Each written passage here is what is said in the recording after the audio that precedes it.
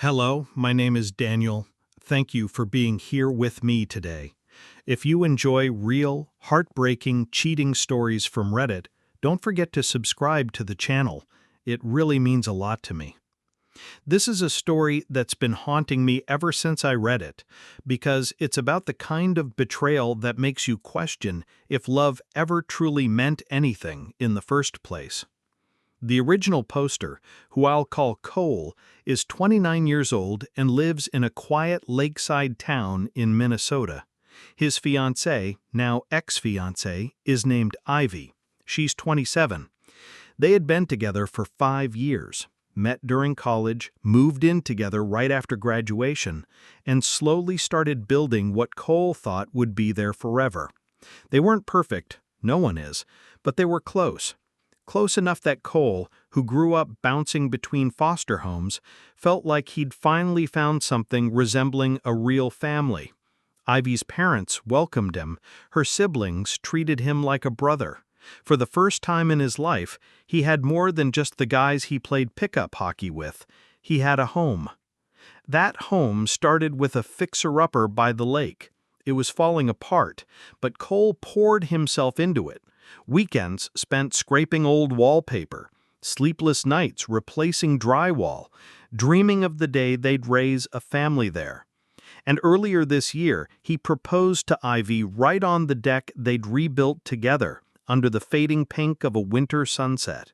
She said yes. He cried. He really believed that was the start of something unbreakable. Until 2 mornings ago.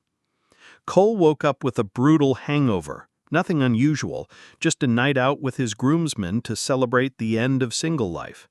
But when he checked his phone, he found 5 video messages waiting for him. They were from Ivy's best friend, May. She'd been at the bachelorette party. At first he thought it was something harmless, maybe Ivy singing off-key or drunk dancing in ridiculous heels, something he'd laugh about later. But what he saw instead felt like being gutted. 5 videos, one after the other. In the first, Ivy was kissing some guy at the bar. In the second, she was making out with someone else, this time slower, deeper, like it actually meant something. Then a third clip, another guy's hands on her waist as she licked champagne off his bare chest, laughing like she didn't have a ring on her finger. The fourth clip showed her being lifted up by the same guy, carried off into a room upstairs at the rented cabin. The fifth was just a closed door, muffled noises, her voice, his voice. Cole said his friends, who were still crashing at his place, sat there frozen with him as he replayed the sounds, unable to stop. He waited all day for her to say something, anything, but she didn't text until late that night, and when she did, it was just casual, like nothing had happened, like she hadn't set fire to everything they'd built. Cole responded with one line, "Tell me the truth." She dodged. She lied. She pretended she didn't know what he was talking about. The next morning, she tried harder. Frantic texts, missed calls, voicemails through tears. She begged him to pick her up, told him it wasn't what he thought, told him they needed to talk, told him it had all been a mistake, that nothing happened, that May must have misunderstood. Classic damage control, classic denial. He finally answered once, told her he knew, told her he saw the guy, and then silence, a beat, and then the sobbing. The same sobbing he'd once comforted through family funerals and failed job interviews, now weaponized against the truth. She said it wasn't what it looked like. She said he needed to hear her side. He hung up, turned off his phone, sat there in the dark, wondering how 5 years could vanish in 5 videos. He told himself maybe it wasn't as bad as it looked. Maybe it was just dancing that got out of hand. Maybe the champagne was part of a dumb game. Maybe those sounds behind the door weren't what they seemed. But deep down, he knew. We all know. He said the thing that hurt most wasn't even the cheating. It was the erasure of their future, the life he thought they were building, the idea that he could finally have a family of his own, The idea that someone like Ivy had chosen him, only to toss it away for a night of cheap thrills and louder music. All he has left now are his boys, the house that suddenly feels like a tomb, and the job that keeps him from thinking too long when he's awake. He said he needed advice, but what advice do you give someone who just watched the only version of love they believed in fall apart in real time? People online didn't hold back. Some were angry for him, others heartbroken on his behalf. But the consensus was the same. No one who does something like this, man, woman, anyone, deserves to walk down the aisle. No matter how you try to spin it, Cole had seen the truth with his own eyes. Ivy couldn't talk her way around 5 separate videos. Not when her hands were tangled in someone else's hair. Not when she was being carried off into that room. One commenter put it bluntly, "It is what it looks like." Another told him to cancel the marriage immediately, that he deserved so much more than lies and betrayal dressed up as a drunken mistake. "You dodged the mother of all bullets," one person wrote, and it was hard to argue with that. As painful as it was, at least it happened before the vows. Someone else told Cole that he could still have a family, just not with Ivy, that friends who stay with you through devastation are still a kind of family, that he wasn't as alone as he felt. He might have lost a future he dreamed about, but his life wasn't over, not even close. And yet he couldn't stop the ache. One message hit him especially hard. Even if it was just bachelorette fun, it read, that's still trashy as hell and definitely cheating. Cole knew they were right. He didn't understand the culture of so-called last nights of freedom anyway. Strippers, alcohol, public humiliation, how was that supposed to honor a lifelong commitment? If Ivy really loved him, why would she risk everything just to feel wild for a night? That morning, he texted her. He didn't yell. He didn't curse. He just told her she needed to pack her things and leave for her parents' house. And no, she couldn't take the car he bought for her. The moment she saw the message, she called, voice trembling, already crying. She begged him for a chance to explain, said he was blowing everything out of proportion, said it wasn't fair to believe someone else over her. And then, as if to erase the video evidence entirely, she told him that nothing happened in that room, that the kissing was all there was. But Cole had hit a breaking point. Even as his voice cracked, he held back his tears. He told her plainly, "Tell me everything, or I'm gone." And then the dam broke. Through choked sobs and long pauses, Ivy confessed. She admitted to more than just kissing, oral sex, on her and from her. She said she stopped before it went further, that it didn't mean anything, that it was just a moment, a stupid, drunk mistake. She swore on everything she could that it stopped there, but Cole couldn't trust any of it. How could he? Then came the part that made his stomach turn. She offered him a free pass, said he could cheat on her with anyone he wanted, said maybe it would even things out, as if pain could be measured, as if betrayal could be balanced like a scale. Cole hung up without another word. He couldn't listen to any more, not when every word dug deeper into the wound.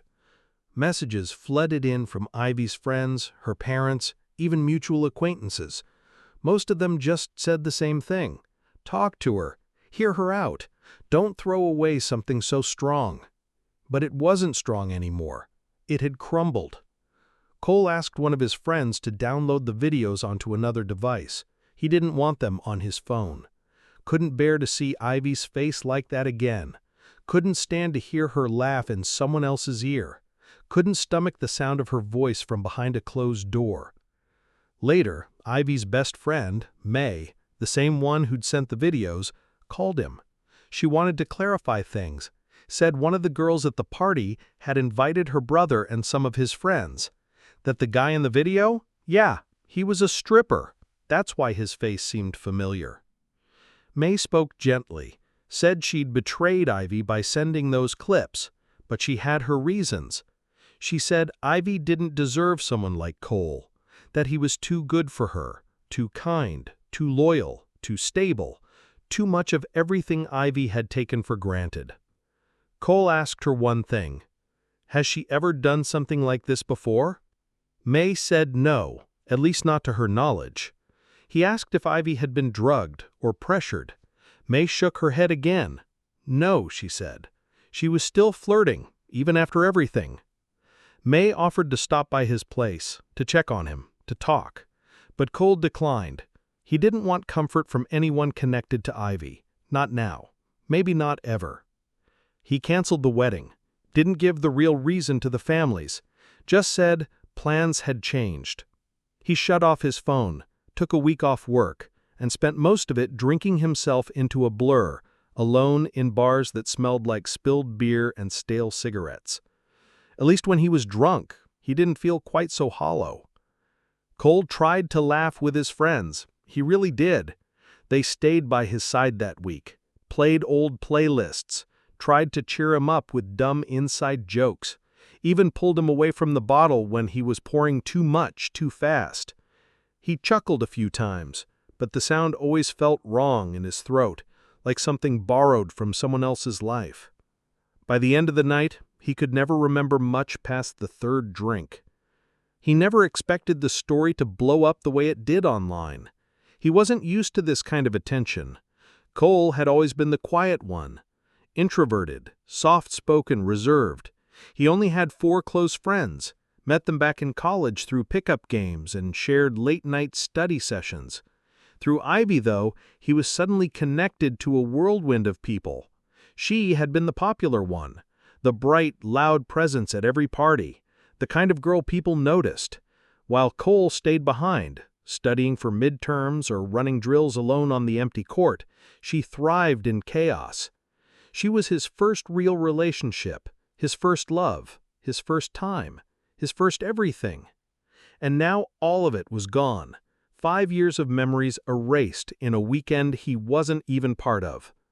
What made everything worse was how she kept texting him like nothing had shattered, asking to meet and talk like adults, telling him about her meals, asking how he was sleeping, then pivoting to memories, bringing up the lake house renovations or the names they'd picked out for their future kids, as if they were still heading toward that life, as if all of this hadn't happened.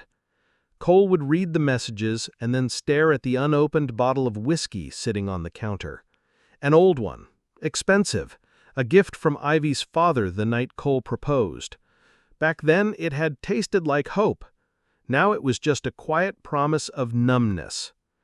People online kept suggesting he get with May, Ivy's best friend, the one who sent him the videos, said she clearly cared about him more than Ivy ever did. But Cole couldn't even think about that. It wasn't just about betrayal, it was about collapse, about mourning a future that had never even been real. And Ivy wasn't done trying. She contacted him again, this time offering full transparency, said he could monitor all her accounts, texts, socials, emails, promised she wouldn't go out drinking without him, wouldn't party, wouldn't even see certain friends, said she would let him control everything if that's what it took. Cole stared at the message in disbelief. He wasn't his jailer. He wasn't interested in rebuilding something out of surveillance and paranoia. That wasn't love. That was desperation. He didn't reply. He posted one last message online, saying this would be his final update. He was going to delete the account, try to disappear for a while. But not before one last confession. He didn't believe Ivy's story. Not really. It had started with just a kiss. Then it became just oral. And Cole couldn't help but wonder what the next layer of truth might be. Full-on sex? Emotional confessions? Promises whispered in someone else's ear? He'd never know for sure. And maybe that's what would hurt the longest. Because even if she had told the whole truth, what kind of love breaks that way in the first place? What kind of future needs that many conditions just to survive? He wanted to stop thinking about it, but the questions kept coming. Was it all real? Did she ever love him? Or had he just been the quiet backup plan while she lived out her real thrills elsewhere? Cole poured himself a drink. This time, he didn't toast to anything. The bedroom in Cole's small lakeside home was technically the larger of the two rooms, big enough to fit two single beds and a simple divider down the center. That space had once been meant for guests, maybe even kids one day. Now it was a reminder of everything that wouldn't be. The living room, tight, cluttered, with a couch that sagged in the middle, had become where he crashed most nights. He'd shoved his old clothes into storage bins in the hallway, not because he was out of space, but because he didn't want to keep opening drawers Ivy once folded laundry into. The room was right next to the tiny kitchen and the only bathroom in the house, so every late-night walk to grab a drink or stumble toward the toilet meant navigating that narrow hallway past reminders of what used to be a shared life. The living room also doubled as a dining space, though lately there hadn't been much dining, just drinks mostly. Some nights, Cole didn't even turn on the lights. As more people responded to his posts, he noticed something he hadn't expected: kindness. Sympathy, sure, but something deeper too. People who understood what it meant to be cracked open like this, to be grieving someone who wasn't dead, but who might as well be, given what they'd done. The comments hit hard. One user said plainly, "You're not the villain here. She made a choice. You're just trying to survive it."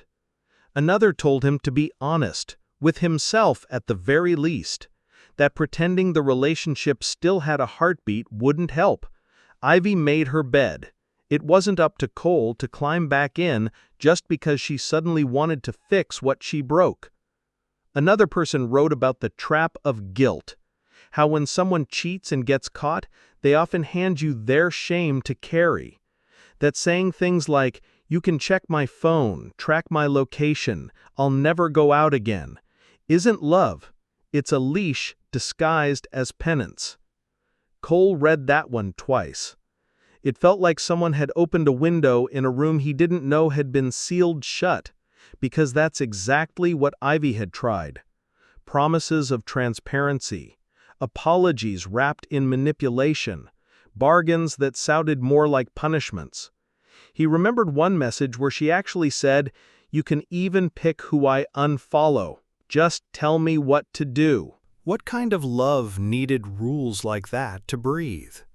Someone else shared a personal story, said they'd grown up watching their mom hold a broken marriage together with silence and second chances, said it had taught them to distrust their own worth, that walking away wasn't weakness, it was a kind of self-respect.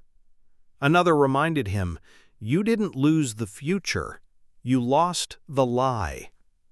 That one stayed with Cole. Even after the screen went black and the house settled into that deep midnight stillness, those words hummed in his mind. You lost the lie. When he finally updated his post, it was quieter. No anger, no dramatics, just the truth. He wrote that he'd talked to Ivy one last time, that he didn't want to hear any more half-confessions or conditional truths. He told her that whatever she thought they still had, whatever scraps she was trying to tape back together, he didn't want it, not like this. She didn't fight him, not this time, just cried, softly, and said she understood. Whether she really did or not, he couldn't say. He ended the update by thanking people for their stories, for their support, for reminding him that grief wasn't just about loss. Sometimes it was about choosing not to accept less than you deserve. He didn't know what came next. Maybe nothing. Maybe healing. Maybe just another night with a bottle by his side and a memory he couldn't quite drown. But at least he knew one thing. He was done waiting for someone who never really planned to stay. Cole never thought he'd be the kind of man who had to explain hunger to someone he loved. But when he sat his kids down that evening, after another day pretending to function at work, after another voicemail from Ivy he didn't answer, he told them the truth, that he couldn't afford to feed them all, not every day. That the reason he didn't eat 2 days a week wasn't because of some health trend or intermittent fasting routine, but because someone had to go without, and he chose himself. He expected anger or shame, or for them to walk away in silence. But instead, his son, Jonah, just nodded. His daughter, Leah, blinked back tears, and for the first time in weeks, something cracked. Not in a painful way, but in a way that let a little light through. They agreed to come with him to the food bank the following week, said they wanted to understand what this was really like for him, for them, for everyone. When the conversation turned to where they'd all be sleeping, Jonah and Leah made it clear they didn't want to share a room with their youngest sibling, Maisie. She was only 5, still had night terrors sometimes, and occasional accidents that made things even harder. They didn't want to share a space with Cole either. He woke up too early, moved around too much. It wouldn't work. So they decided they'd share the bedroom, just the two of them, and Cole would stay in the living room with Maisie. He didn't argue. He was just grateful they were still willing to be near him. Then came something he wasn't prepared for. Jonah hesitated before speaking, then said softly, "Dad, our friend said it's not our job to help with Maisie, that it's parentification, that you're not supposed to ask us." Cole felt that sting more than he expected. He knew what they meant. The internet was full of voices warning against overburdening teenagers with responsibilities too heavy for their age. And maybe that was true. Maybe he'd failed them in ways he didn't fully realize. But it had never been about dumping the weight on their shoulders. It had been about survival, about getting through the next month, the next week, the next day. He had asked for help not because he wanted to offload parenting, but because he was breaking. He remembered how they used to be, before the financial stress, before the lies, before Ivy's voice became something he feared hearing. Jonah was always the helper. Leah had a softness in her that reminded him of his own mother, who died too young for her kindness to teach him much. Now that softness felt distant, walled off behind peer advice and teenage boundaries. But then Jonah looked at him again and said softly, "Dad, I didn't know. About the food. About all of it. I want to get a part-time job." Leah followed with an apology, said she didn't mean it when she told him she hated him last week, that she was scared and tired and didn't know what to say, that she didn't hate him or Maisie. She just wanted things to feel normal again, whatever that meant. They both promised to help with Maisie so Cole could try to find a second job. That night, Cole didn't sleep. He lay on the couch beside his youngest daughter, watching the ceiling fan spin shadows across the room. His body ached, his mind raced, but for the first time in a long time, he didn't feel entirely alone. Some people online had mocked the idea of asking teens to help with Maisie, called it unfair, called it wrong. And maybe it was. Maybe he'd failed them in ways he didn't fully realize. But they also shared different stories. Stories of helping younger siblings because they wanted to. Stories of sacrifice made out of love, not obligation. Stories that looked a lot like his. He didn't have all the answers, but he knew he was doing everything he could to keep the lights on, to keep the doors locked at night, to keep some shred of hope alive for 3 kids who hadn't asked for any of this. And maybe that counted for something. He wasn't perfect, not even close, but he was still here. It had been a few weeks since Cole filed the insurance claim, but he still thought about that moment at the intersection more often than he wanted to admit. He was on his way to pick up groceries, just trying to do something normal. The dogs had already been dropped off at home. He'd forgotten to shut the canopy window on the back of his old pickup, the one he used to take Ivy and their friends to the lake before everything fell apart. The gas struts had long since given out, so he rigged up a makeshift strap to keep the window propped open. It wasn't perfect, but it worked. At least, it had until that day. The light turned red. He stopped. That's when it happened. A young guy, maybe 20 or so, hopped out of the old Jeep behind him and rushed up to the truck. He watched the whole thing in his mirror, confused. The kid saw the window was still open and, thinking he was being helpful, tried to close it. The strap resisted, so he pushed harder, and the glass shattered. The light turned green. Cole pulled over. So did the kid. The guy was apologizing before Cole could even say a word. Said he didn't mean to break anything, was just trying to help. He went back out into the intersection with a broom, his own broom, and swept the shards off the pavement, even though he'd cut one of his feet in the process. Cole stood there in silence, numb. This wasn't the biggest problem in his life, not even close, but somehow it still made everything feel heavier, like even strangers couldn't touch his life without something breaking. He took the kid's name, got his insurance information, drove home in silence. Later that week, he filed the claim. The canopy, he was told, couldn't be repaired. The model was outdated, no replacement parts available. The whole thing would need to be swapped out, and the cost wasn't small. Cole didn't feel good about it. Not really. But it wasn't his fault the window broke either. He posted about it anonymously, hoping for clarity. The internet didn't offer much comfort.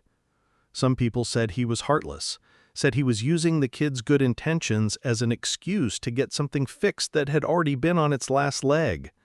One commenter insisted that Cole was ruining the guy's insurance record over a mistake, that he should have just eaten the cost. "You're the reason his rates are going to skyrocket for years," they wrote. Others defended him, said the kid had no right to touch someone else's vehicle, that regardless of intent, his actions caused damage. One person pointed out that insurance exists for this exact reason, to protect you from financial loss when something breaks, whether or not the person meant harm. Then there were those who sat in the middle.